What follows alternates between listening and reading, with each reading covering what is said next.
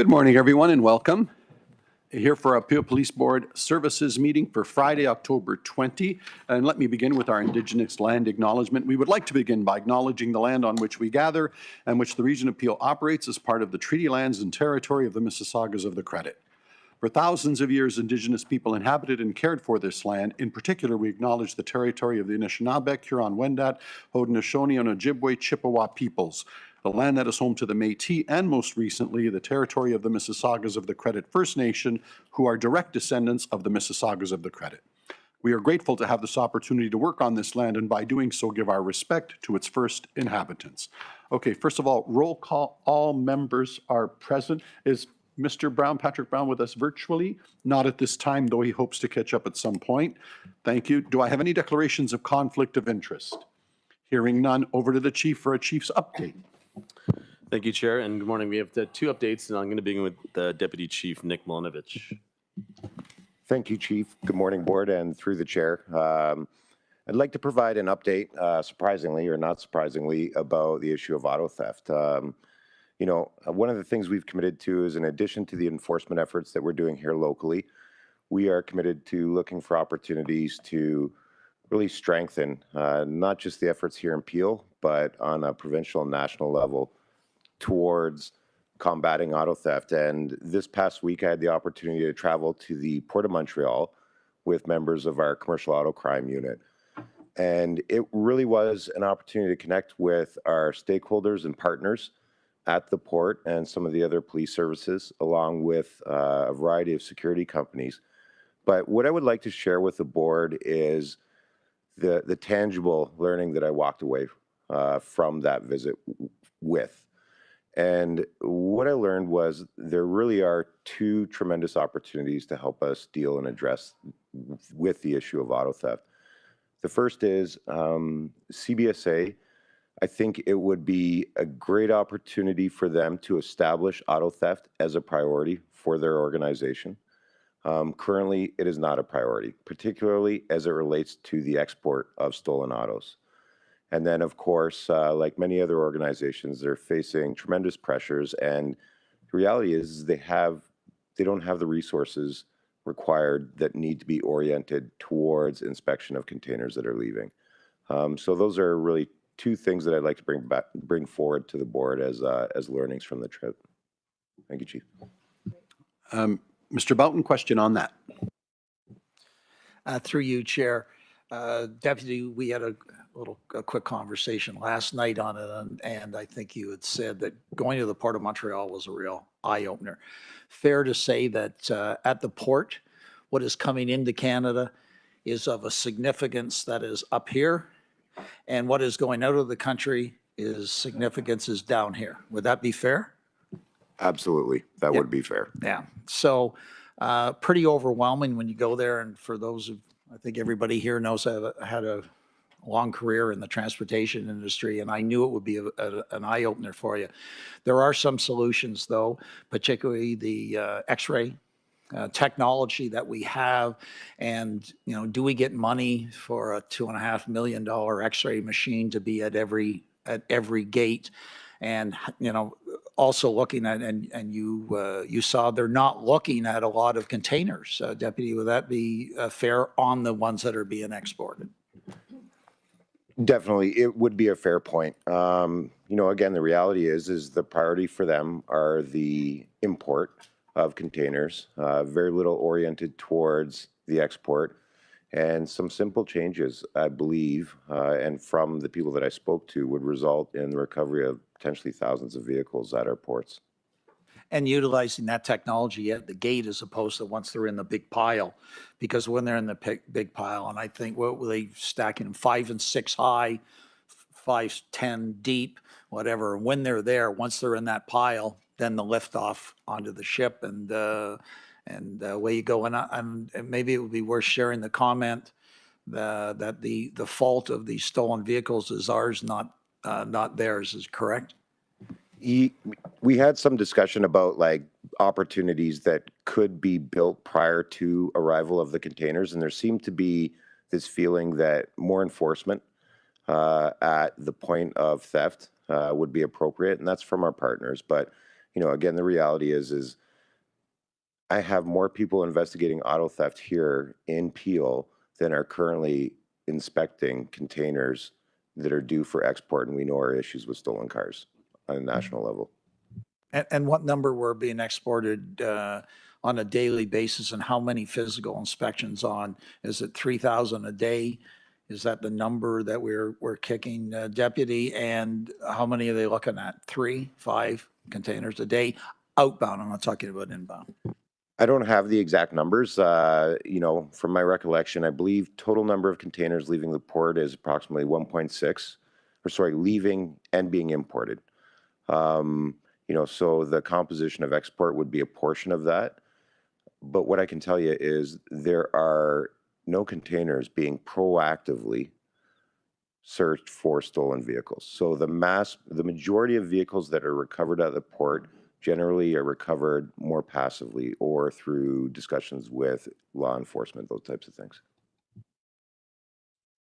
Chief, you wanted to top that up, please. Sure. I think Deputy Milinovich is being very polite. I think to our partners, the absence of any humans assigned to prioritize it, the lack of technology, it as a federal priority are really evident to us.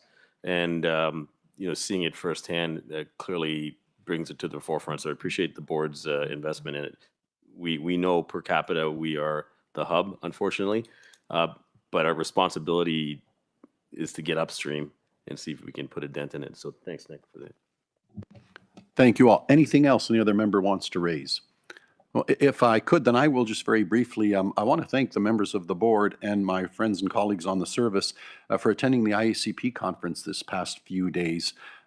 Remarkable to meet with so many people from the law services around the world. Apparently the number went from 6 to 10,000 that I were told were attending in the US, and apparently 1/3 are also from outside of North America, and we bumped into a lot of them.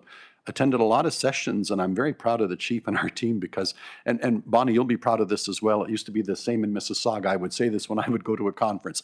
I'd be listening to something in a session and I go, we were discussing that as Mississauga's, or we were discussing that at the police board last Tuesday, 2 years ago. That's how progressive we seem to be. So that's a message that came through loud and clear. And by the way, I want to acknowledge Vice Chair Coley and Boughton and Atia for coming and making the time, and everybody showing up to a lot of sessions. Next one that came to mind was I attended, and I know the chief and the team were there, on fentanyl and drug use and opioids, et cetera, et cetera. And something that came up constantly. Can you imagine?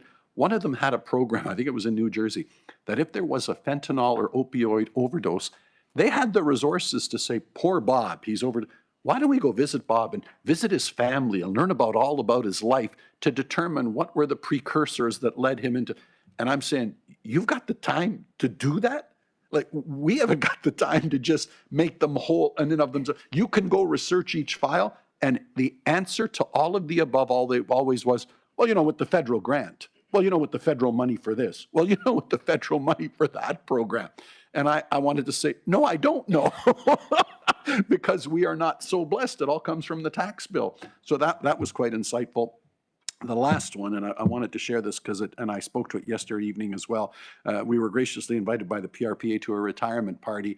And at the opening session, I saw something I've never seen in 36 years in government. They were acknowledging all the presidents of the IACP and some who had passed away. And it had been a while because of COVID, they hadn't gotten together. And what they put up on the screen is, we want to acknowledge Chief, whoever the chief might have been. And on this screen, we normally, when you see a memorial to somebody like at the Grammys, it's born, died, and they just put the day. What they did was they put down in our service from 1990, let's say, to 2020, and then beneath they go, and stood watch till 2023. Isn't that right? Isn't that beautiful? I'd never seen it. And I thought, and I spoke to it yesterday at the PRPA, that's who you are. You're in our service for all of your careers, and you continue to stand watch.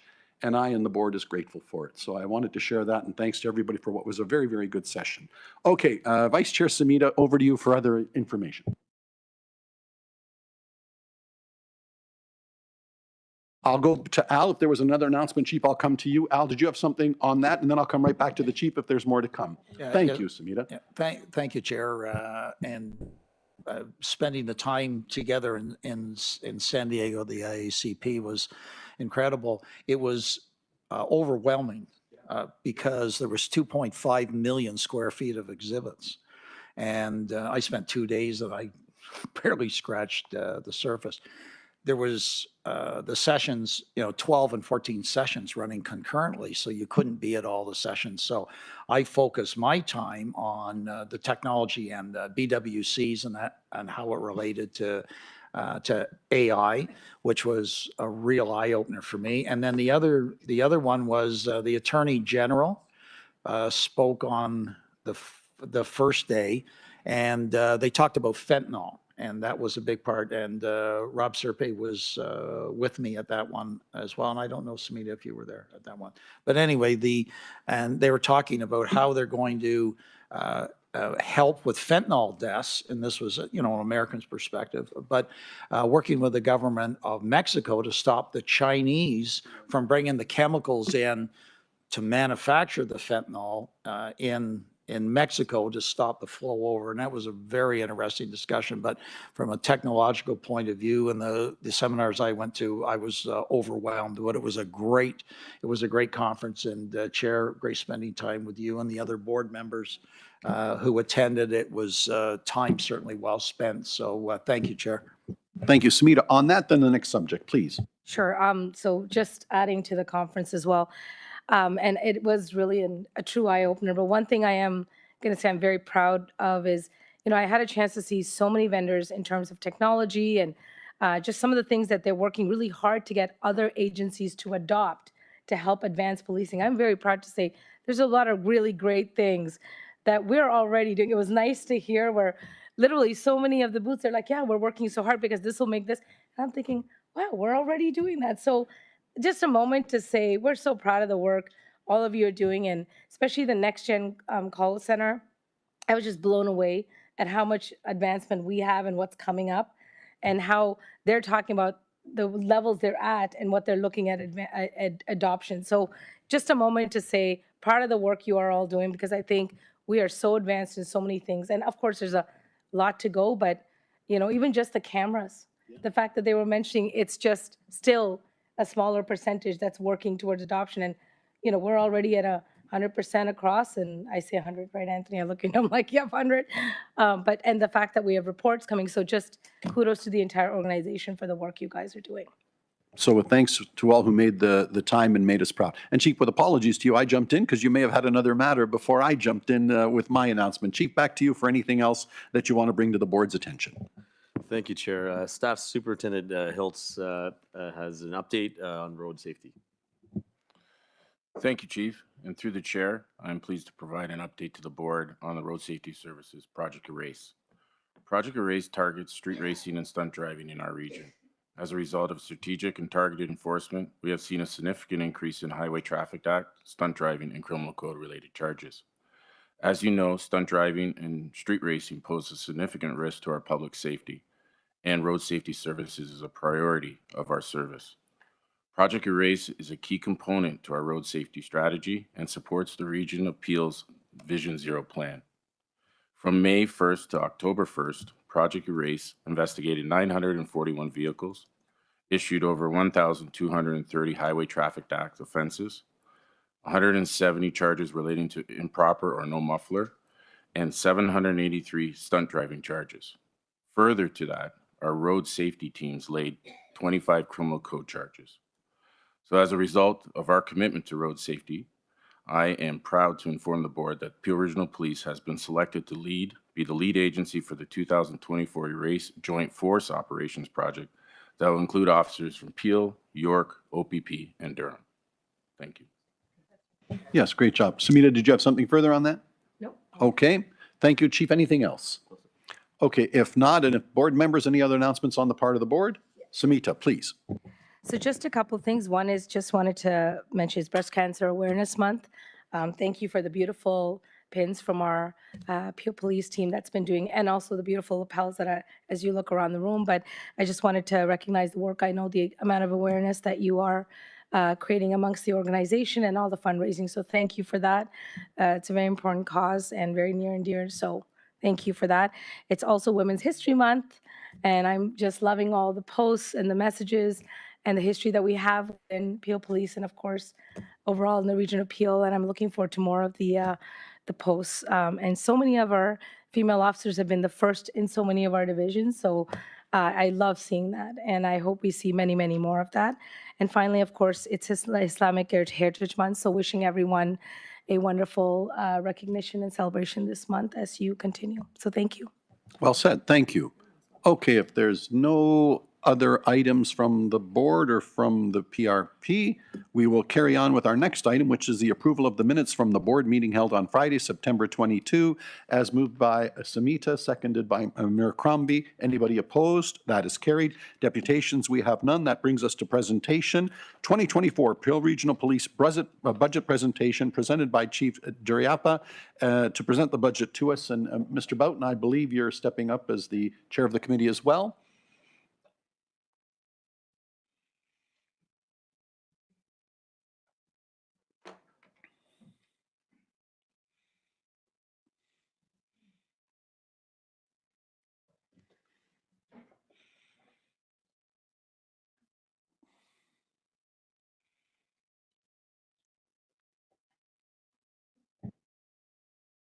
Thank you all, and please proceed. Thank you, Chair and board members, and Mr. Bowden. I appreciate it. Just before Mr. Bowden begins, I just want to introduce Acting Director of our Finance, Ms. Karen Dubé, who's joining us here for the heavy technical questions, of course. But I also do want to say that we do have the team here to assist as well. Great, thank you. Thank you, Chair. It is a great pleasure that I helped to introduce the 2024 police budget. I'd like to start by extending my appreciation to every individual who played a vital role in crafting this pivotal financial plan.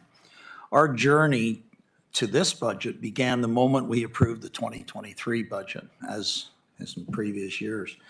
Throughout the year, the Finance Committee, in close partnership with the Chief and the executive and his executive team, meticulously reviewed our spending, aligning it with our strategic plan, and ensuring that we deliver policing services that are not just adequate, but exceptional in Peel, a community that continues to grow at a rapid pace.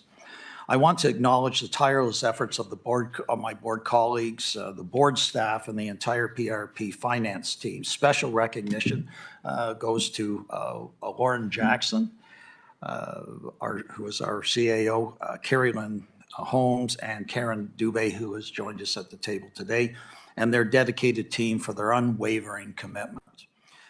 Collaboration is more than just a buzzword. It's the cornerstone of our budgetary process. The 2024 police budget is not merely numbers on paper. It is a testament to our collective dedication to the safety and the well-being of our community. This budget is a result of countless hours of discussions, analysis, and careful considerations. Allow me to emphasize a few critical points about this budget. Firstly, the budget represents the direction of this board, outlined in our strategic plan and shaped with invaluable input from the Chief and the public and the police service. It is a reflection of our commitment to ensuring adequate and effective policing in Peel. Secondly, this budget is a response to the pressing needs of our community. It acknowledges the challenges posed by a rapid growth, addressing concerns such as the 911 call wait times, auto thefts, intimate partner violence, mental health calls, and the complexities of managing guns and gangs. We are not just managing growth, we are proactively responding to our community's needs. Moreover, I want to highlight that there is a significant increase in this year's budget. This substantial boost in funding signifies our unwavering commitment to supporting Peel Regional Police. It includes the highest ever number of new uniform and civilian members, strategically placed to enhance community safety and well-being. As you will hear from the Chief, these new members will play a pivotal role in areas that demand urgent attention, ensuring our community remains safe and secure. This budget is more than a financial document. It is a sign of our dedication to right-sizing after years of managing community growth. It addresses the challenges head-on, ensuring that Peel remains one of the safest communities in Canada for everyone that calls it home. In closing, I want to express my deepest gratitude to my fellow committee members, board colleagues, the chief, and every member of Peel Regional Police who contributed to the collaborative effort. Together, we have forged a path forward, a path towards a safer community and more progressive, inclusive, and innovative police service. Chief, I now invite you to share more about the transformative initiatives that this budget will support. Thank you, Chief. Thank you, Chair. Thank you, Mr. Boughton, and through the chair, it's my pleasure on behalf of the board and the police service to walk through the proposal. We know that many of you have had insight into the content, but it's our first available opportunity to ensure that we publicly articulate the rationale and the support from the board to enhance the service to this community. And I'll proceed through the slides. We'd be remiss, and it's almost like I'm telling you things that you already know, but I think it's important for us to set the stage before we get to the budget content itself. With a 1.6, and I think we were at the PRP event, we know with unofficial residents, we probably approached the 1.7 mark. We also are the largest transportation and logistics hub outside of Los Angeles. Just, Mr. Boughton, you know this well as well. The diversity of our community is obviously the forefront. We know, and what distinguishes us when people say, what's the difference between you and other municipalities that may be over 1 million, I just want to, highlight the fact that we have the largest, obviously, international airport, 5 major highways, which bring a crime and urban set of environment that is unlike anywhere else in this country. As the board would know, as we begin into the development, the board's new strategic plan, these 3 elements, the golden threads of the current strategic plan, our community, our people, and work, are the tenets of everything we do here at Peel. And, what we've begun to say are things like we have an aspirational statement, which is attached to the vision of being a safer community together, and that is to be the most progressive, innovative, and inclusive police service. More recently, we say North America or beyond. So there's a vision statement to what we're doing here at Peel, which is concurrent to talking about needs. And I do want to highlight that we're approaching our 50th anniversary, which will signify the amalgamation of Brampton, Chinguacousy, Mississauga, Port Credit, and Streetsville into what we know as Peel Regional Police, the 3rd largest municipal police service in Canada. And, many of you could probably do this slide almost as good as I, or maybe even better right now. But our guiding philosophy is rooted in a concept, and, you'll know when I get to regional council or anywhere public, I will always root this in as the lens of our approach. And it is, as contemporary as it can be right now, and we know things will evolve in time. But a traditional approach to problems in the community are, solely to put resources in the emergency response space. But we know that the addition of emphasis in 3 other additional areas helps reduce, and you can see it pictorially, the emphasis in the red. And that is an emphasis in social development, which we know is not traditionally a policing space to press into. But at every level that I'm going to just signify here, the key is to try to bring other stakeholders and external partners alongside of us. And this is a space that we know that many in the community are much better well equipped for. Obviously, the prevention space, which we've been at for quite a long time, but we're not just talking about crime prevention, because you'll see this model applies to many different areas, as well as risk mitigation, is that, when we see an issue brewing, is rather than waiting till it reappears again, is finding a way to mitigate it. This is our lens, and it's a multi-sector lens.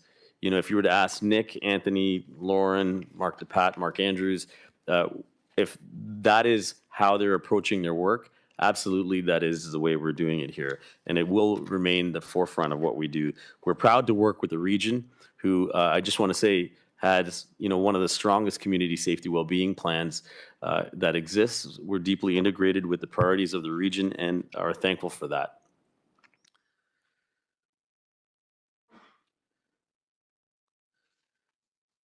So, I typically say areas of accomplishments, but Chair Yanika, you mentioned, and San Diego, listening to either New Jersey, I think Albuquerque and Denver talk about, federal funding that allows them to do all sorts of alternative response related activities so that their officers can get back on the road and doing what they need to do.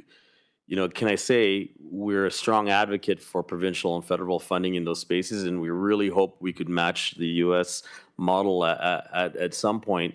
In the interim, within our budget and with our community partners and stakeholders, many of you know them, they've delegated to us, we brought them alongside of us in many creative ways.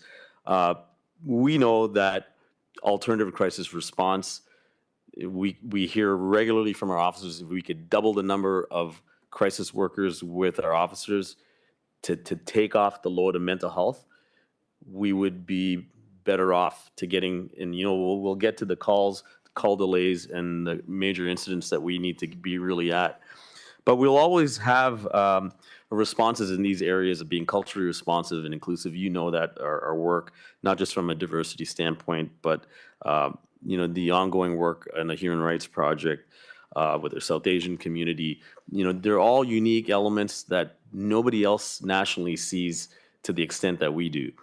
Education enforcement will always be a priority. We've, in this last calendar year, also invested in, as you know, the Auto Theft Summit, but road safety campaigns that Staff Superintendent Hilt spoke to, human trafficking related events, 911 awareness, hate crime prevention.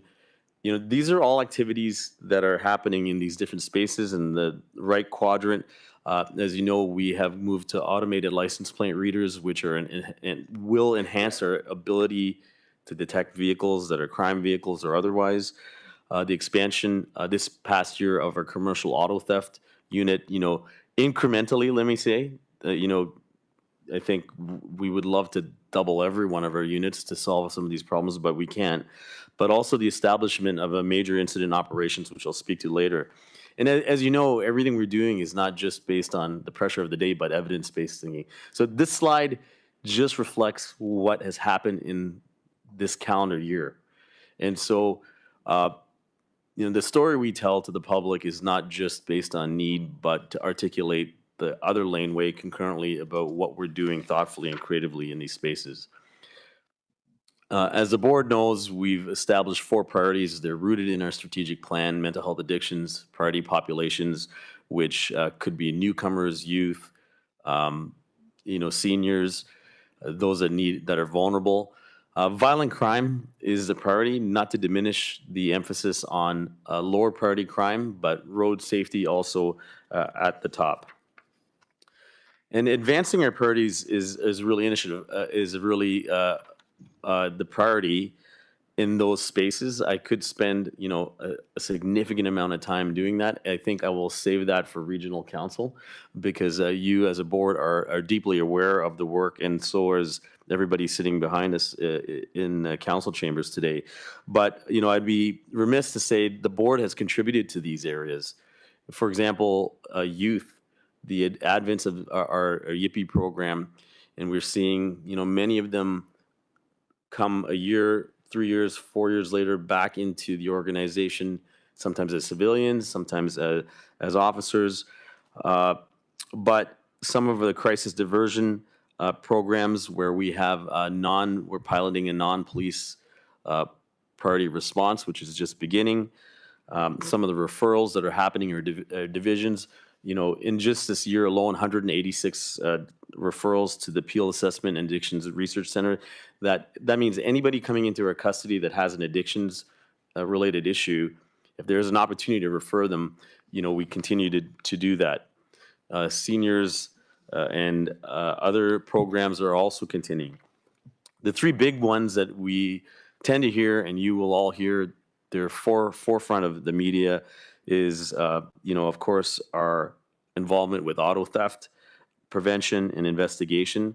From moving to 6 to 12 members was a significant advancement in this last year. But I do want to acknowledge that 50% of the stolen autos that we see in Peel are recovered and are seen through investigative efforts. We know we hear from the public that we may not be at their doorstep when the vehicle gets stolen, but the women and men behind the scenes do a pretty remarkable job. In this year, the value of that recovery, I believe, Nick, is 130 million. And as you know, we are taking the lead for the 2024 Auto Theft Summit, as well as the International Auto Theft Investigators. When we get to Regional Council, I'll be playing videos for each of these vignettes just to make sure that it stays out in front, and it's not me that they're seeing or the team they're hearing from, but the women and men that are really doing the remarkable work. From a gender-based violence standpoint, we know the region appeal and council has acknowledged it and labeled it as an epidemic. And when they asked me if I thought it would be one, it is one of our top 2 calls, and any emphasis on making sure that it's a priority where we can mitigate any harm to those that are in an intimate partner violence scenario is number 1. I know many of the board members have come to see our work at the intimate partner violence unit. Is it at its optimal? No. But is it better than the way the public was served here before? Those in a vulnerable situation, yes. And one of our goals in this budget will also help us is to look at Mayor Crombie to see if expanding the service to the south, which is important. And in this vein, we have one of the only, it's called a Safe Center Response Team. It's the only paired unit of intimate partner violence crisis worker with a specially trained officer being deployed to non-criminal family disputes.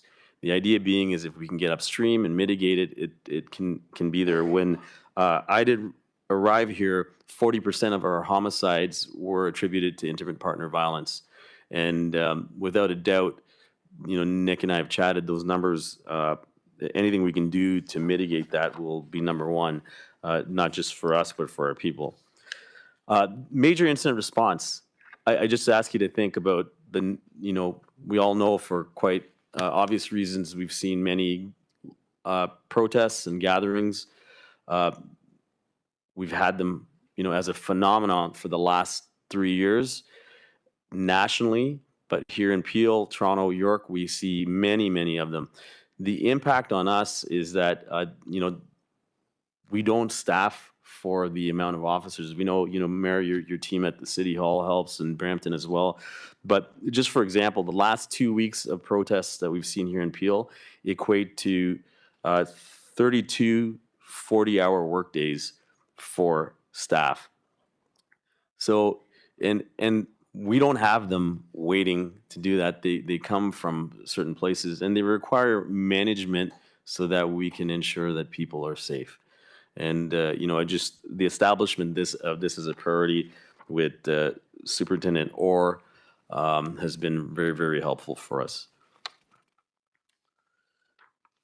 I would be remiss because, a large part of our budget, and I know the board has been extremely invested in their discussions with the PRPA, with what we can do to strengthen, supports for our members.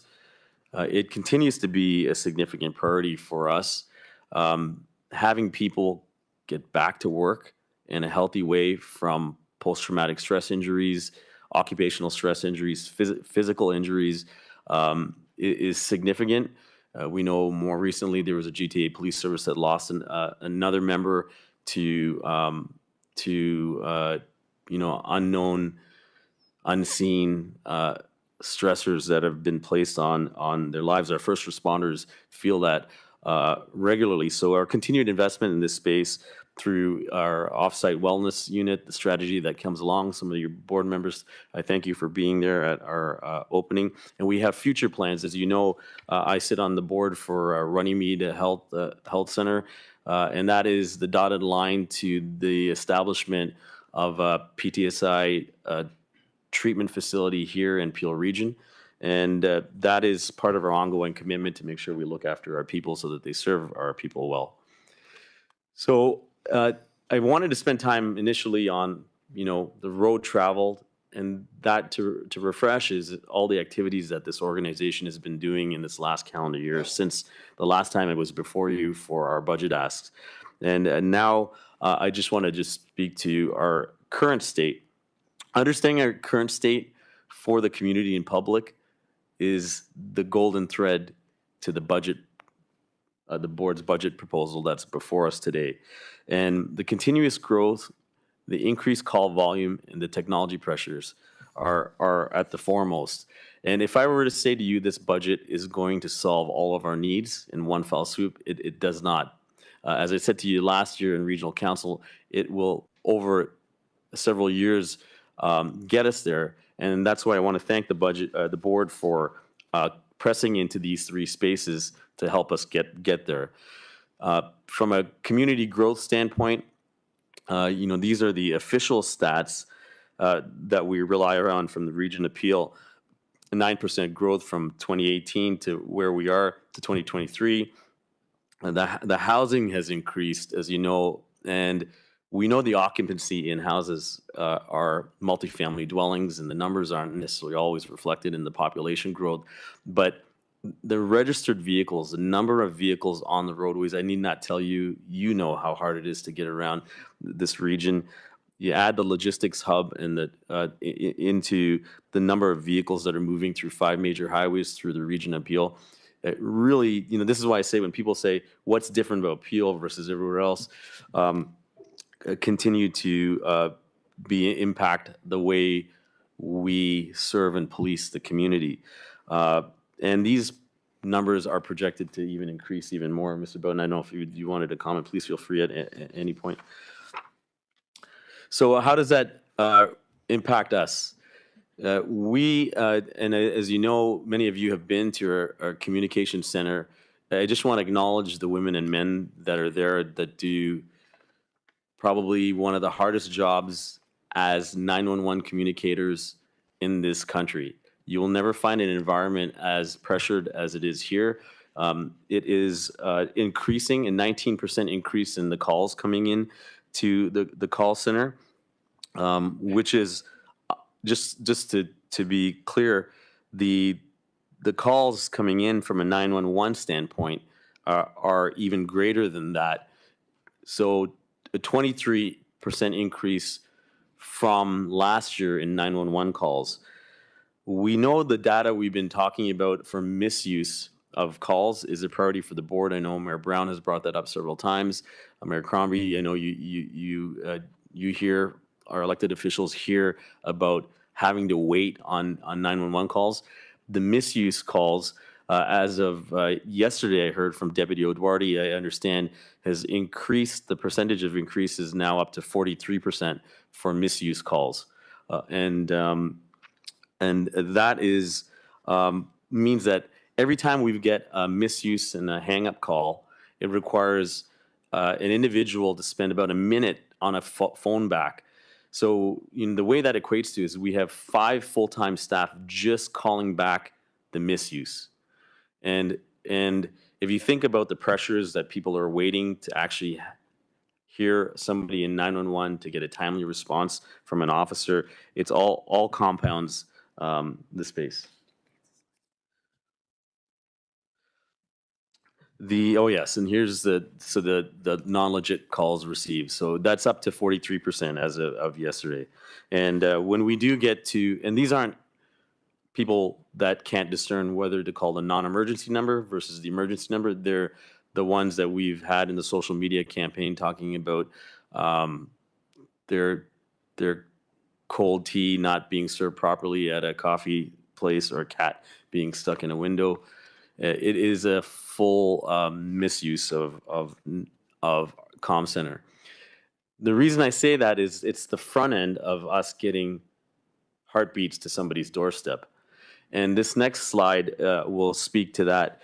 So I do want to acknowledge the board. Last year, you'll see on the bottom of the slide, This was the board's budget approval, and we're extremely thankful for that. It was, a step forward for sure in a variety of different areas. And I'll speak to the uniform officers and special constables in a second. But the 10 communicators that were addition to the comm center, plus some technological advancements that are, incrementally coming through, we've seen a reduction in the 911 wait time from 90. Correct, Anthony, to 50 seconds. Telling people your 50-second wait is still, not acceptable. The federal standard, which we call NINA, is 15 seconds. So, that's relevant because when we roll into the discussion on the budget, what is pressure point, we'll speak to that. So I want to say the 10 hired have had a significant impact. However, we're still on the way there. As you know, the board knows about our response times. You hear about sometimes days to respond to a person's break and enter or a family dispute where there's no suspect on scene. Very, very, at the highest level, this graph has 4 lines. The blue line represents priority 1, where there's emergent loss of life or potential harm to an individual that's actively occurring. So, that's when we, all our people drop what they're doing and they go to it. You can see that our goal is to always be there at people's doorstep right away. And the bigger this region grows, the more calls we see, the more pressures we see. Our officers spend more time doing that. And God forbid we don't get to somebody's house there. Where you see the impact is on the red line, which are the stolen cars, the break-and enters, the nuisance calls. Mr. Bowden, I don't know if you want to relay the story of your I don't want to put you on the spot, but they fall into that last line there, where we're seeing continued delays for service because of our sheer volume of calls, the resourcing issues, and the impact of growth. Yeah, I think that we all need to understand that to fix the 911, there's really 4 parts to it, and that's hardware, software, people, and facilities, and that will go to our capital budget, because it isn't just, put more people in the room. The increase of the bad calls to 911, it isn't good news. There's only 60% that are valid 911 calls. It's that callback. It's the five civilians that we have that have to call these people back to make sure that there isn't a crisis or a problem within their home. When you take what's happening at 911, and then you look at the auto theft one, and I had a personal incident with a very good friend of mine who called, and it didn't call the 911, but called the regular number, and then they said, "Oh, sorry, we don't have an officer available to come out." She was looking out the window watching a car get stolen, and she's looking there and saying, "Sorry, we don't have a car." And if you're calling 911 and the bad calls are coming in, that call that really requires service is backed up beyond. And a lot of the education that I know that Chief, you and the team are doing is so that John Q. Public can understand that bad call, that they didn't get the pepperoni on their pizza, is causing somebody's car to get stolen and an incident not to be resolved in a timely manner. So it's not just throw some people at it to fix it. It is a more complex issue. But and I said this, I think, at the last meeting, that there's nobody in this chamber, and I don't think there's anybody who without a friend, a relative, a neighbor, who's not impacted by the auto theft and has a story to tell that's not a happy ending relative to calling 911, the response time, getting the vehicles back, and all those other things. So that's why when you look at the budget and what the chief is identifying, it's a multifaceted fix, and what we need to do to be better at 911, to be more responsive, and to serve the people of Peel in a better way. Thank you, Mr. Bowden. And, it's a totality of circumstances that causes those lines to increase. It is not just the 911 piece, it's having enough bodies on the road to actually get to them. And the increasing volume of calls here in the region. So it's just an illustration of the current state there. Outside of the 911 calls that we've talked about, we've seen increase in these respective areas. You know, me, I've always said I'm not putting the silhouettes of the dead bodies on the screen and that type of thing. These are just real pressures that I think draw the attention of the community the most. Intimate partner violence, we know hate crimes, robberies, the auto theft. You know, you've seen an increase in them all across the board. One thing I'd like to add, if you look at the last number, the plus 2% in intimate partner violence, and one of the things that we have discussed many times and with your team, Chief, is we base a lot of what we do on statistical information that we have. So auto theft, so we had 6 officers on, we have 12 now, correct? That's correct. On intimate partner violence, when PRP prevents something bad from happening, that's not a statistic that we keep. It's not what we keep. As the unit does great work and prevents somebody from being injured or worse, that doesn't come up as that. So it shows plus 2%. But the good work that's being done by the unit is not something that we can measure. We know they're doing great work, and that's why we need to continue to focus on that. Certainly, Chief, based on what you have said, the number of calls that we get and that we get today and have in the past and where we think going forward. So we need to continue to focus on intimate partner violence, even though we might recognize that statistically, the good work doesn't show in a manner that we can say that we're doing a good job. Thank you, Mr. Broughton, for highlighting that. And, you know, just on a comparative note, Nick and I were talking about the number of shootings in Peel region. Well, the year's not over, so I should. But the remarkable work of our people seizing firearms, and I think it's literally a daily incident here in Peel region. And the investigative work to suppress, you know, some of the worst in our region. You know, we can't statistically say the dotted line correlation is there, but we know that we have put some bad people away for some periods of time. There are ebbs and flows on some of these ones, but as you can still see, because of the mass prevalence of firearms in our community, they are constantly being utilized concurrently with many of these boxes. So you see it in auto theft, you see it in the pharmacy robberies, you see it in assaults. You know, the pressures are still there, but we continue to do our best on that. Yes.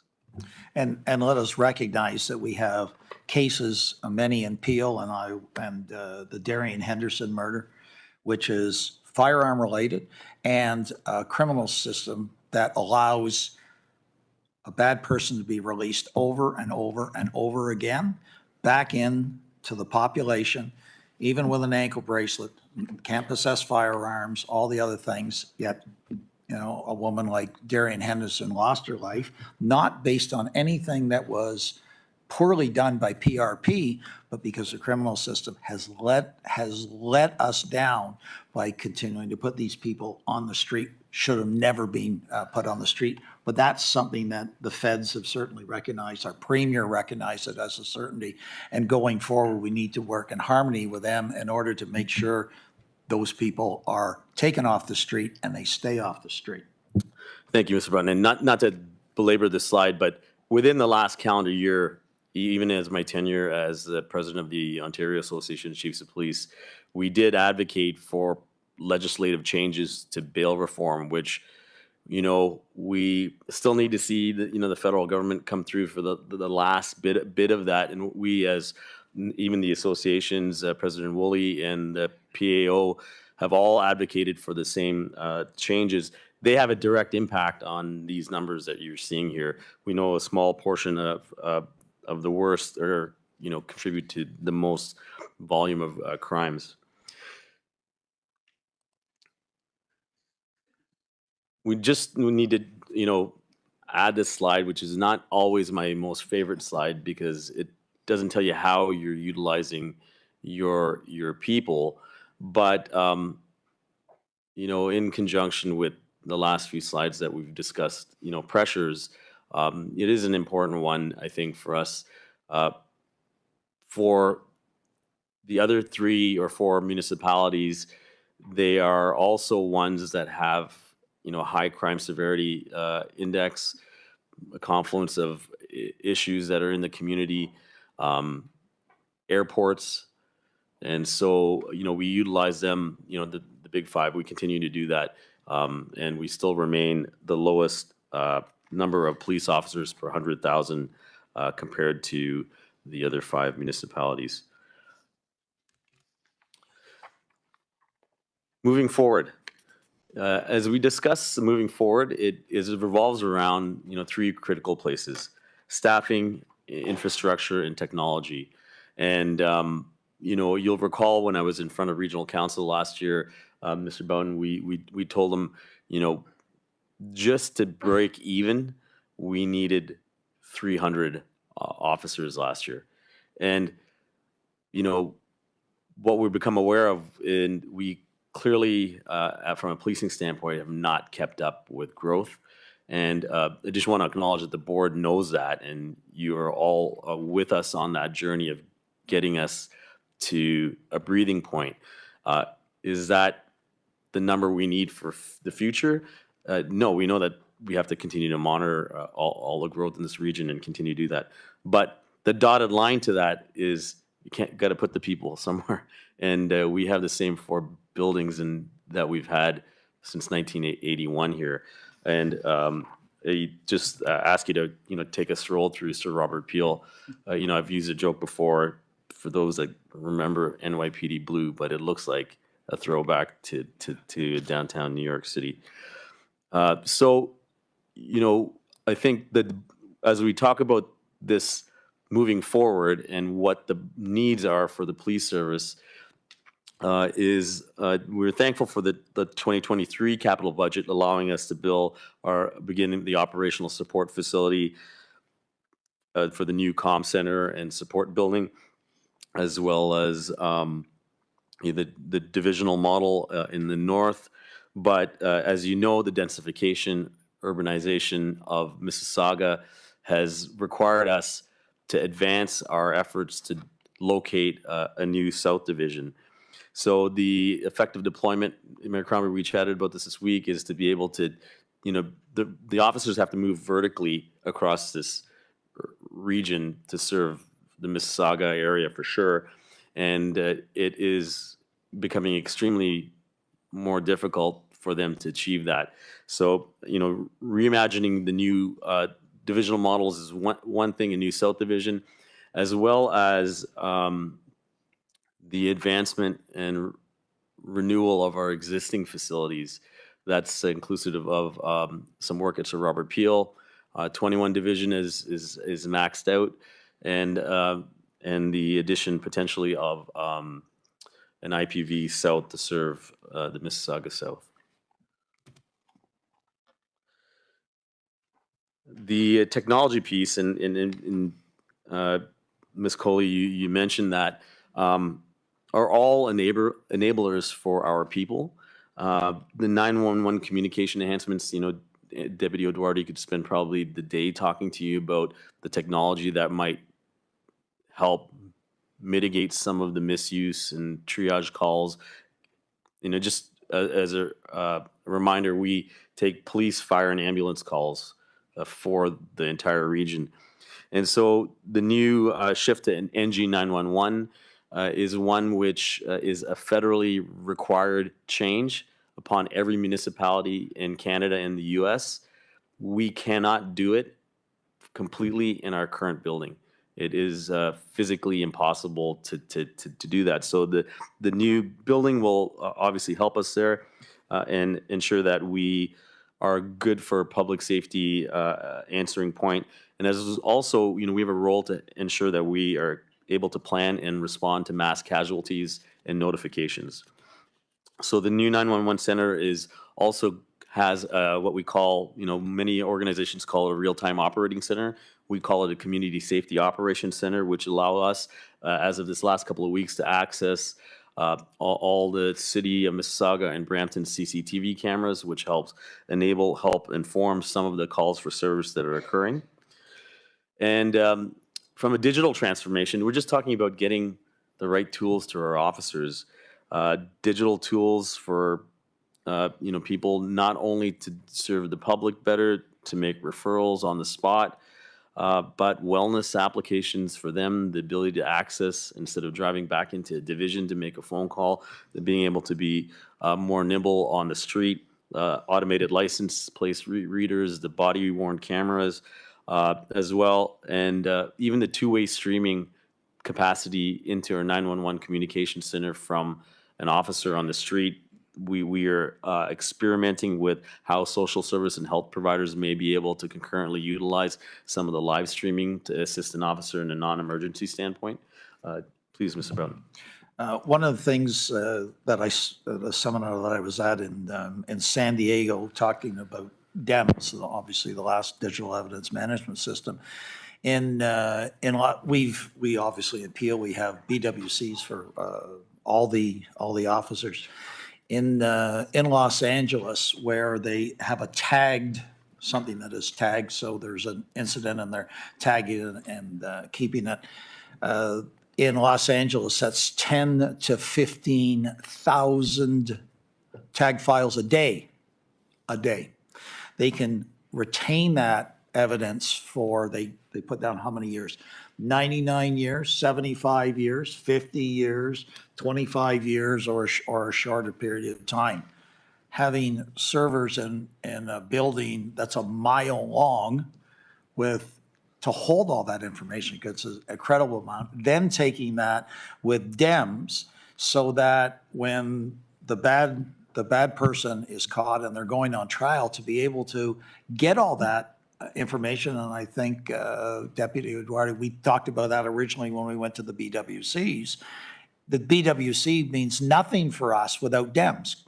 Correct, Deputy? We need to be able to tie it together. And then everything else that happens, the camera on the car that goes forward, the one that goes back, the interview rooms and all that. There's no point having the technology if we can't manage that technology and then bring it together in a responsible way going forward. And then to also discern what to keep and what not to keep going forward, what we should have, how long do we keep it for? So spending that time in San Diego and understanding it even more, I hope that I've got a little more clarity now, Deputy, but it's overwhelming and on what technology is, but it doesn't serve us if we don't have the other pieces to go with it, to manage it in a way going forward, to take the bad people off the street and then decide what we should and shouldn't keep.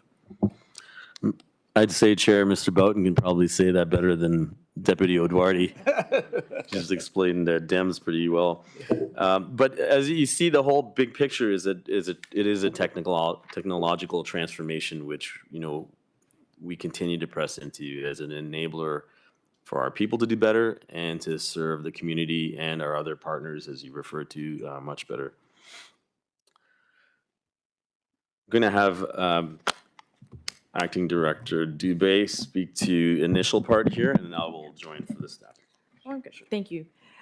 As you see before you, on the slide, that is our 2024 operating budget. It is a 14% increase over our level of service from last year, and it equates to about $122 per household increase. Our base budget percentage, just to keep our services running, is at 5.9%. That includes 5.1 for our cost of living expenses, and that's related to our collective agreements, some increased WSIB expenditures, and the rising cost of all of our contracts. Additionally, last year we mentioned we needed to add reserve contributions to support our technological investments for capital, and so we're going to do that at 0.8%. The staffing piece of the budget includes 135 uniform officers at 5.8%, and then as well 96 civilian professionals and 10 cadets. I think the chief will speak to those. Thank you. I think Mr. Bowden is going to jump in here, and I will speak to how that deployment breakdown looks like. But Mr. Bowden? In our budget last year, and I believe we were at 8.2 last year is our increase. So if we did, and it's to fully understand that the base budget of 5.9%. So if we did absolutely nothing, no investment in new officers, sworn, civilian, we have almost 6% right out of the gate, just to carry on to make no change for the budget for 2024. So it's a significant number, and that, as the chief calls it, is just the normal pressures of keeping the police and keeping the lights on. So let's recognize that before as we look at the other number, that will go on top of that almost 6%, correct? Thank you, Mr. Bowden, for that too. So, as we've discussed, just how the breakdown of the deployment of that budget ask from a staffing standpoint will look like is, as you know, last year I said, optimally, and I've told the board, in order for this municipality to be adequately policed, we require more bodies for sure. And one of the bottlenecks last year was the capacity to onboard them at the Ontario Police College, which I literally, split hairs with the other chiefs. And there's no horse trading involved. It's who can get to them faster to get seats. The province has heard the shortage right across the province on staffing and has moved the Ontario Police College to add an additional class, which allows us the capacity to achieve the number this year that we can manage. So that is a significant one. But the deployment of them from a standpoint, 80%. I know the board has the breakdown in their material, and so will the other team here. But the 80% front line is uniformed officers to platoons. We need them there, and that is again not going to get us to the end state at all. But it is a significant advancement to that. The 12% investigative services are going to go, and if you see to the right side of the screen, are going to meet our pressures. They're specifically going to robbery, the road safety, gender-based violence, auto crimes, investigative services that are going to speak to those community priorities that in the previous slides since the start I've been highlighting. Ultimately, all of it we hope and know will improve response times. In the mix is also some support. As you know, as we grow, we need to increase our recruiting training capacities as well.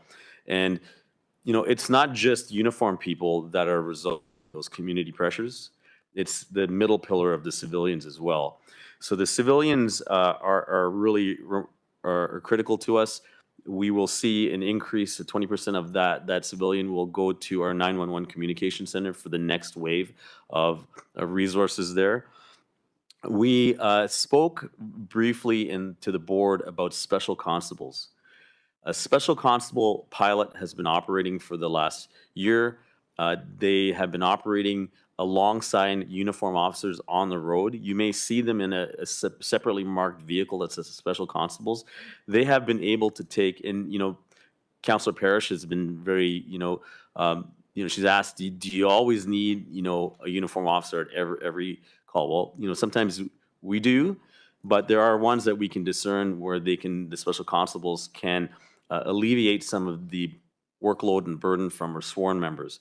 And we're seeing it in a variety of different areas, which we never anticipated. I think when I came to my first interview with the board, you asked me about the number, and I think it's an infamous picture here in Peel of the number of vehicles outside of a hospital. We're still working on that. It requires some support from, obviously the province to help get us there. But the special constables have been able to alleviate some of the handoffs at the hospitals to get officers back. And I know Anthony might have some data. I don't necessarily have that there. But they're buried into the that 51% front line, which we also classify as communicators, which are our frontline civilians. Sorry, Mr. Bowden. Mr. Bay, when we talk about what our budget is and what the cost is on a per household basis, I think we have to recognize, and where people will really understand and have a focus on it better is when they get their insurance policy next year for their car. So let's assume that you'll have, and Chair, if there's a Lexus parked in the driveway and an F-150 pickup truck, your increased premium next year will be $1,000 because both of them are on the list. And on that list is going to be an awful lot of the vehicles that people in this room drive, what their neighbors have. So where our increase in the budget is spread out all over the households, it will become very real for the residents' appeal when they get their insurance renewals to see what that increase is going to be. And they're going to want to know, what's PRP doing about it? Well, guess what we're going to do about it to help you with that $1,000 increase in your premium? We're putting more officers on the road. We're investing in technology, and including the license plate readers and the other things that the chief has brought, in order for us to get those thefts down, to save you that $1,000 if you got a Lexus and a Ford F-150 parked in your driveway. And that's a real number, by the way. That is not something I just made up. $500 would be the premium for anybody who has a vehicle in this region that's on that list. Thanks, Mr. Bowden. I'll have to start taking transit now, I think. But as we move down the civilian column in the middle, under the support, if you're, what we should all know about the support aspect is that we do need IT technology support to back end of the communications, the pressures we see there. But there are also civilians that are in there that are in with forensics and analytics. The board had a presentation earlier this year from our Forensic Identification Bureau. They're remarkable individuals that are stretched day and night at crime scenes, and some of the the most traumatic ones that have a compounding impact on their health and safety. And so there will be an investment in the growth of them as well, just to keep up with the volume of calls. And at the bottom, we see 10 cadets. The cadet program, as we know, we talked about Yippee and youth programs, et cetera, but expanding your cadet program has proven to allow us to identify some of our best candidates to become sworn officers. To use the term test drive them for a period of time before we commit is probably the best way to say it. And we are competing with every other police agency. Just if Superintendent Niles, I don't know if you've got I think you've told me the data from annually we've seen 2,400, 2,500 applicants a year down to 1,400 applicants a year. That is people just applying to PRP. And that is happening nationally and probably North America wide. So any way we can be creative to identify people to fill seats here is helpful. So I think the important thing is the ask is related to all our community priorities. And if I had more time, I would absolutely articulate that further. Karen, would you like to help me with our capital budget? So before you is our 2024 capital budget, which totals $666.6 million. As you can see, we are continuing to invest in our facilities infrastructure, our technological advancements, and the continued purchase of vehicles and equipment for our staff. There is also a small budget for the airport division. I just want to note that that's entirely funded by the GTAA. It's not on the taxpayer's dollar. The land and facilities is our biggest capital bucket, so I just thought I'd go through a couple highlights of what's in that budget. So we are advancing phase 3 of the Sir Robert Peel Center from 2023 into 2024. We're also advancing the purchase of land for the new division in the south end of the region that the chief has spoken to already. And we do have some renovation projects for 21 Division for the expansion over there. And also for the Safe Center Appeal again in the south end. Thank you, Karen. And just to highlight, some of the needs to advance them are, in order to work with the municipality to get in Brampton for the enhancement at Sir Robert Peel, to get our building permits approved to the appropriate design, we have had required to advance some of the funds. That's one of the reasons. And the other one, without a doubt, is we need another division in Mississauga. And so you see that in the capital ask as well. We do have our infrastructure reserves. We will fund our state of good repair projects. And there is an additional requirement of $12.4 million for operating to continue to support our investment in our facilities. Mayor, and Chief, Mayor Crombie, I see you probably have a question on, at the end. Okay, and that's what, we'll hold all questions till the end, but I see you're on my list, Mayor Crombie. Please carry on. Thank you, Chair. And I think, well, timing is perfect. Just to wrap up, you know, to protect a growing community that is unlike any other one in this country requires us to obviously, you know, press into this future vision of meeting growth, being updating in new infrastructure, and also the technology aspect that helps us become the backbone. I want to say that I do and we do appreciate your support, board, for constantly for the hard work that our women, men, civilian, and sworn do here. They really do want this community to be the safest possible. And in order to get there, Chair and Mr. Boughton, Chair of our Finance Committee, as the Chief, I am telling you that this budget will ensure adequate and effective policing for the region of Peel. Mr. Bowden, any comments?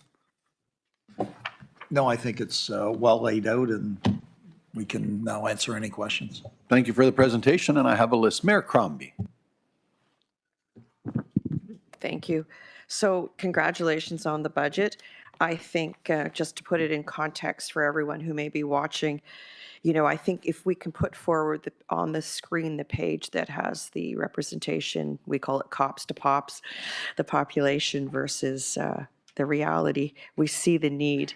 And community safety is such an important issue in each of our communities, and we have seen escalation of some violent crimes, and the need exists. I mean, we can only look at this one graph, one chart, to show and put in perspective, oh, you haven't included York Region and Halton, but it shows in perspective that, you know, Calgary being smaller than Peel Region, Edmonton being smaller than Peel Region, and the difference in the ratios of representation on the street. And this really speaks to the need for the ask of the very large ask of $600 million.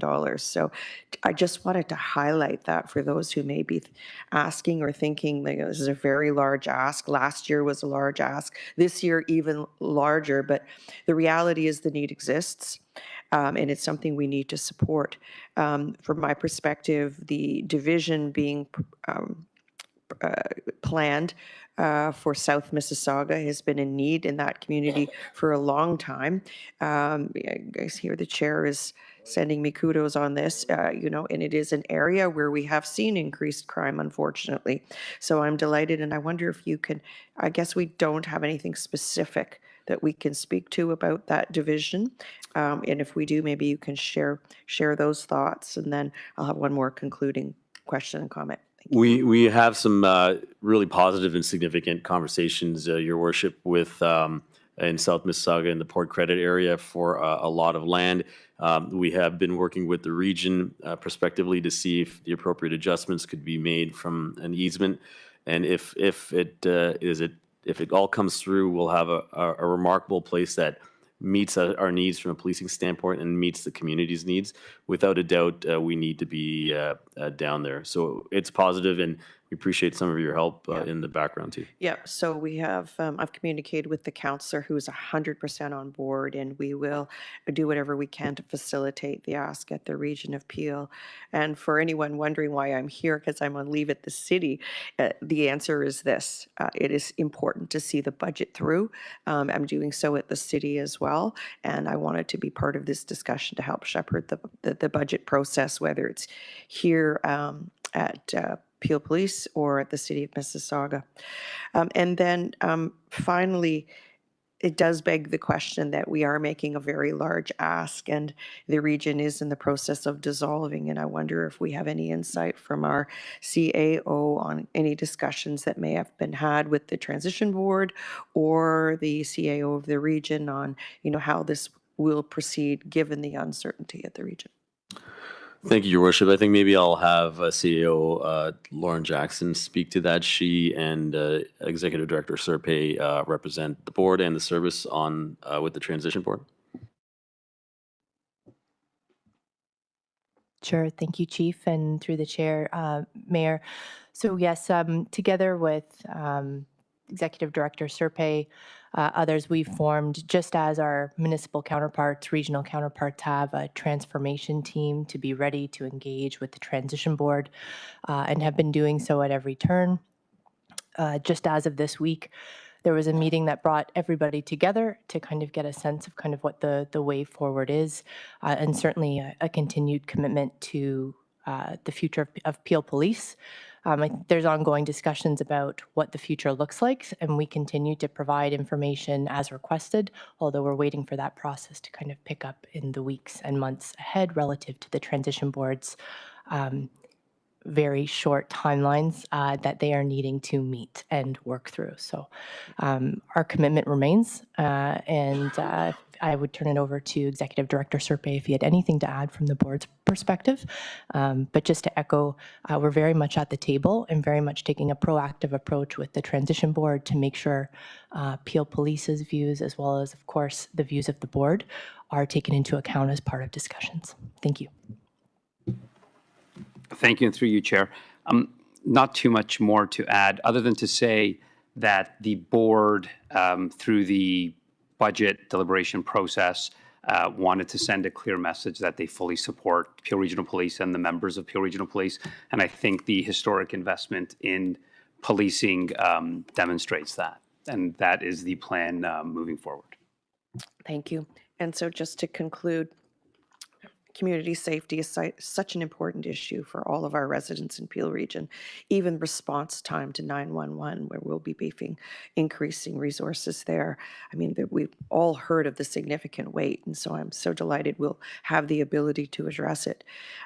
Just the changes in crime, and I know that people are worried about even auto theft that's been occurring in record numbers in across Ontario, across Canada, but in Peel Region as well. To have an officer present to respond to those calls when a vehicle has been stolen from the driveway. So people are asking for more strength on the ground. So I know that this will be received in a favorable way, notwithstanding it's probably the largest ask we have ever made. Thank you. Well said, Mayor Crombie. Mr. Carby, please. Thank you, Chair, and thank you, Chief and Al, for the incredible work that has been done here. Having benefited from some of the conversations before in previous discussions, I don't have a specific question, but I think there are some important comments that I just wanted to add to the record, because there are people who are watching online. And 14% seems like a huge sticker shock, but I think it's important to underscore that first, a lot of thought went into the need for that increase and significant investment in policing going forward, and the ask is rooted in three specific areas that as I see it, and that is based on need. When you think about a point you made earlier around the present infrastructure, the 4 divisions have been in existence from 1981. How many of us can think of what we have added over the past 40 years in terms of people added to the region over that period of time? So clearly, looking forward to what the region will be in another few years, it's important to make those capital investments in the new infrastructure that is being built. And also in community safety and well-being. The way the community is asking for policing to be delivered has changed, and it costs more. I've made reference to the fact that, just going on a ride along very early in my experience here on the board, one incident took 4 cars, a team, an immense amount of resource to solve an issue simply because the safety of the resident was the primary focus. And so it takes more resources to deliver policing in the way that the public is requiring. And so that underscores the importance of investing in policing. And so it's the expectation of our community, that we will respond in a different way to policing. And so I certainly want to underscore the fact that our board stands, shoulder to shoulder with you. I know the level of collaboration that has gone into this process between the board and the service to come up with the numbers that are based on need. So I want to thank you for the incredible amount of work being done there, and you have, as you know, the executive director pointed, the complete support of the board moving forward with this ask, and congratulations on the amount of work you have done so far. Through you, Chair, thank you, Mr. Carby. One of the things that I saw in the past year, and I had spent some time at 12th Division, and I did parade. I did 2 parades in the one day at 6 and 7 o'clock, and there was 14 cars out on the road that day. 13 of them were single officer, and the 14th car had 2. There was some training going on. When you reference an incident where 4 cars went there for a single incident. Think about this at 12th Division. If 4 cars out of 14 that are on the road that night respond to a single incident, you got 33% of the cars on the road out for a single incident that may take whatever period of time it was to resolve it and then get those 4 cars back in circulation. That's significant. And we want to make sure that who's ever called for the service is well served by PRP, but we also want to make sure that our officers are not in harm's way when we're there. In other words, a single car going out with a single officer where it may be an intense interaction. So you're not going to have 1, you're going to have 2, you're going to have 3, you're going to have 4. That's significant. And part of what this budget is to make sure that we have those vehicles available and we have those officers that can respond to that incident, as you've said, Mr. Carby, and it may be 4, but we need the other ones on the road as well. Thank you. Over to Vice Chair Coley, please. Thank you so much. So first of all, of course, I want to recognize Al, who's our chair of the Finance Committee, and you kind of helped steer the ship from the board perspective and keeping it in line. So thank you for all the work that you do and representing, and well said at the start as well for the budget kickoff. Chief, Acting Director Dubé, Lauren Jackson, Carrie Lynn Holmes, your entire teams that have put in all the work, and of course all the other departments that have also invested time into this. I just wanted to highlight a few things. I know you went through them, but again, it's just really important that, the ask that we have, and yes, it's a jump, but for quite some time, the population kept growing and there was no bigger ask. Last year was, I think, one of our first times where we kind of addressed to say, we're not even close to where the need has to be. Now we're asking additional, and I know that the need is actually at 22, we're coming in at 14, which is our way to say we're addressing and recognizing what we need to do. But, the population will continue to grow. And that's what's critical about this budget is it's still only getting us to where we need to be able to be as frontline as possible. A big ask of this is technology. And I think I know I said it at the start. I know that we've seen it across the board. We keep talking about the call centers, but it's not just the call centers. It's every department. So every other part of our life, we're advancing technology in. How do we not understand that it's more than ever, it's critical that this service is advanced in that way because it'll make things much more efficient. I'm going to steal the chief when he quotes every time he speaks. He wants this to be the best force in the universe, and I'm going to use that quote. But obviously it's just an aspirational quote that he uses, but the idea is to get there, this has to happen. I know that in this region, I know auto theft was one of the #1 things. I know I hear it every time I'm anywhere in the community. I know the mayor's talked about it, and all of us kind of hear it. My own sister had her car stolen, so we're all living with this, and we want to be able to support this and be able to answer what we can from a community perspective. So from a budget perspective, just to add that the front line, the requests that are put in here are critical for us to be able to do that service, to be able to be present. And the other part that I really want to recognize, and as a board, we're 100% behind this, is the mental health and support of our officers. That's a big part of this. But it is so important because when you're good at home, you're good outside. So we want to make sure that we're able to do everything we can for our officers to make sure we're providing all the services possible. So it's just a comment, but I really hope that everyone listening, that I hope we have that support, and I hope it's seen that this is critical. It's not just an ask, but it's actually a critical ask. Thank you. Well said. Mr. Attia.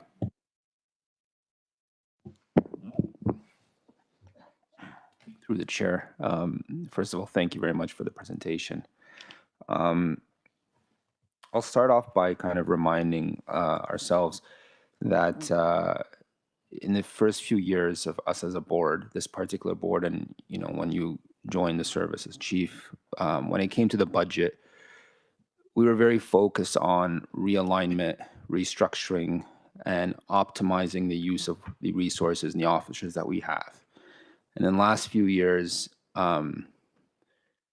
we then began to focus on what we were calling catching up, because it was a very clear need to have more officers on the ground. And so this is very much, this budget being presented today is very much aligned with a journey that we've been taking. It's very thoughtful. It's, building off the decisions that we've made in the last few years. I'll also say that, while there is a very clear need for these officers that we're approving, if you look at this particular screen, these other cities who have many more officers, they continue to have challenges. And so we must continue to also, which we are and which you've articulated very well today, to balance between the modernization and continuing to becoming a more progressive service and the number of officers, because boots on the ground is not the only solution to ensuring we are offering adequate policing.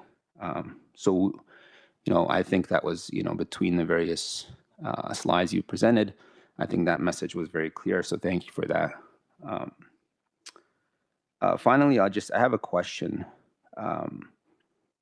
When we talk about technology, you mentioned the NG911 technology, and we talk about our call center a lot and the challenges that we have. This last Saturday, the Toronto services 911 service went down. Both its 911 and its non-priority, I guess, phone number. Are we at a point now with our technology that wouldn't happen, or is that a situation? So it's not so much budget related, but it just kind of stems out of the budget and the discussion. Absolutely. Deputy O'Doherty. Thank you. And through the chair, I can say that some of the advancements we've made in technology, specifically in our 911 call center, was not only painstakingly slow and, to be completely honest, from an adoption standpoint, caused some consternation. But the whole point of it was to secure the foundational technology requirements we need to accept a 911 call, and we have done that, and I'm very confident to answer that as yes. But there are also other infrastructure related concerns where that particular 911 call center is located, and including in our region, that are dependencies on us being able to pick up a phone, including physical infrastructure, lines coming in, and this is where the new technology will assist. But essentially, where we gain more confidence is in a new center that can handle all those other dependencies. Thank you. Okay, so just with that, again, thank you for the presentation today, and I'm very supportive of this budget and the ask for these officers. Thank you. Thank you. If I have no other speakers, I'd just like to make a few comments if I could. First of all, and my comments will relate to the first one that I make, it's always difficult in these environments where the public tunes in, the media, a presentation, a few questions, and we're done. I want to remind everybody the conversation started a year ago at the last budget meeting, and Mr. Boughton and the subcommittee have been working all years towards this. Several budget subcommittee meetings, and our last one that was supposed to be 2 hours turns out to be 3 hours and 45 minutes where we hashed all of this out. From my perspective, in strongly supporting this budget, I said to the chief, and I'll paraphrase, it's not time for a Goldilocks budget. Not too hot, not too cold, just right. It's got to be the cold shower. If it's the other analogy, it's got to be the hot shower. You got to hit us. It's time to do what needs to be done instead of trying to temper it and hope that, just a little bit more now because we're playing catch up. I think we're way past the point of diminishing returns. Your Hill Street Blues analogy is perfect. Mayor Crombie knows it full well, and in all the time that I've been around, 11 Division way over there, 12 Division way over there, and then we go to the north.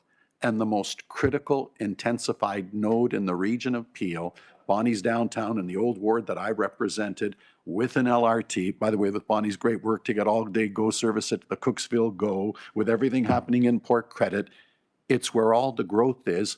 And we finally said, using that law, we can't run it out of 11 and 12 Division. We finally need a station down in the south. Can't have the model from 40 years ago when the population's gone up 3 or 4 times. So that is the reality. So this clearly addresses the future. Exact same argument for the northwest of Brampton, where 400,000 households are coming in the next 8 years, 2031. You've got to have it. We need bricks and we need boots. I think the next challenge that's going to come from the deliberations and from what Mr. Boughton has taught me fall into 3 categories now: timing, synchronization, and coordination. Pardon me again for another Nando analogy, but the best one that comes to mind, it's the long pass in football, where the quarterback's got to take the ball and he's got to wait a few seconds. The line has to hold everybody off or else the quarterback gets killed, and you got to wait for the receiver to get to the end zone. It takes time. If one of those elements is missing, you're done. So I don't want to be waiting in the end zone to say we have the boots. You haven't got a building to put them in, as you remind. The opposite is equally true. We've got the building now. Where do we get the boots? The boots are going to be the big problem, in my opinion, Chief. From what I've learned, I forgot to say this, Chief. Remember the opening address at the conference? The lead speaker said, and I know we all have the exact same problem in policing now, recruitment and attrition. And that's the big, notwithstanding all the other problems, defund the police, this, recruiting and attrition and retention. Our attrition, just standing still, are we losing 30, 40, 50 officers a year? Just standing still. It's their time. They're my age. They're the baby boomers. So you got to fill them in.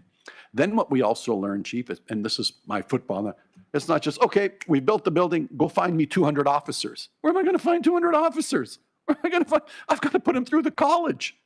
They've given us one more opening, so at least we can push some more people through while everybody else is trying to do it.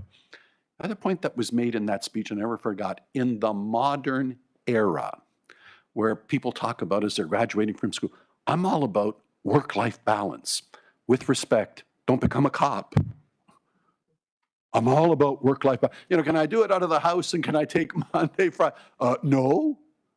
I need your boots on the ground for those first few midnight shifts, for the first, there's no, and as a result, and the public wouldn't know this, used to get about 2,500 people a year that wanted to be coppers. They're down to 1,300. People are making lifestyle decisions. There's no surprise there. So we're competing with that.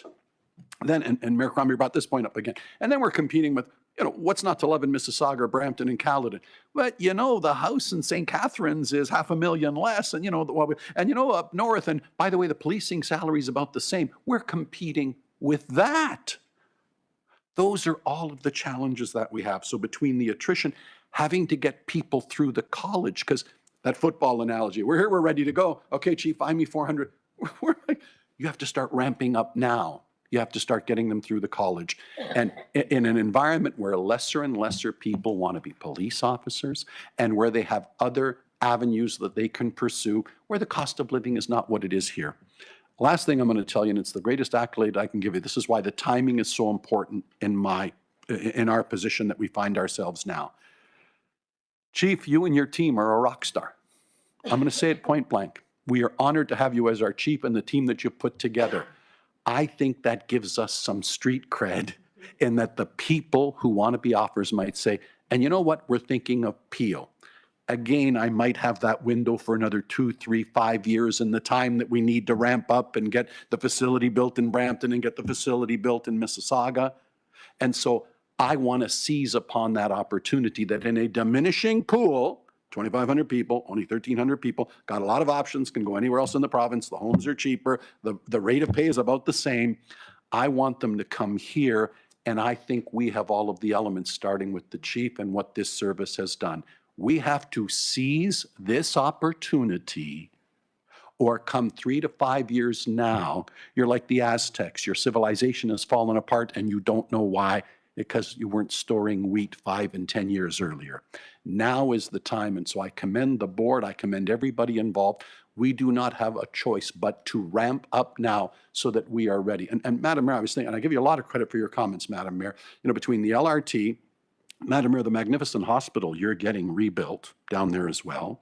I was born at that house. It means that the area that Bonnie and I overlap. Between the GO train stations, between what's happening in Port Credit, this is the last piece of the puzzle. And for Madam Mayor to say, I know I need it's a courageous step to take, I commend her for it. We've looked after everything. So here's the new hospital. Here's the new police division down here. Here's one. This is where the heavy lifting has to happen now so that they're ready to catch the ball in the end zone. And it costs money, but we are serving what the residents want, and we are doing what the service needs to get your job done. And then we can get out of your way as a board and have you keep doing the great work that you do. And that's why I so strongly support this budget as well. With that, Madam Mayor, I'm going to have you move receipt. I'm going to have it seconded by Mr. Carby. Any other questions or comments? That is carried. Thank you to all. Okay, moving on from there, I have just a couple of items of new business. Number one, the 2023 Operating Capital Reserve Financial Report, second triennial report dated October 3rd from Lauren Jackson. It is here for receipt as information. Lauren, did you want to make a comment or two, or does anybody have any questions? We're good? Okay, so it will be moved by Vice Chair Samita, seconded by Mr. Attia. All those in favor, that is carried. And finally, IT Professional Service Contract Extension, report dated August 18, 2023, by Deputy Chief O'Dwardy, Innovation and Technology Command, providing the board with a request for approval of the current IT Professional Services contract. This too is here with a recommendation. Deputy O'Dwardy, just a quick comment if you'd like to make, and then I'll turn it over to the board. Yes, and through the chair, thank you. This speaks to longstanding contract services that we've had and the extension of those services. There's no budget impact. Why we're asking for the extension are due to some factors related to the delay in the RFP. We do have an RFP. You will note that the report asks almost for a year-long extension. We believe we will be well ahead of schedule on that for RFP to just into the new year. And so this just looks to extend services until we have the RFP officially on site. And we do have the notice already on the region website. Thank you. Thank you. Any questions? Len, if you would then move it. Moved by Len, seconded by Mr. Boughton. Anybody opposed? That is carried. And now I'll call for adjournment of the public meeting as moved by Ms. Coley, seconded by Mayor Crombie. We stand adjourned, and we will be going in camera in about 5 minutes. We'll just take a quick 5-minute break, everyone. Thank you to all.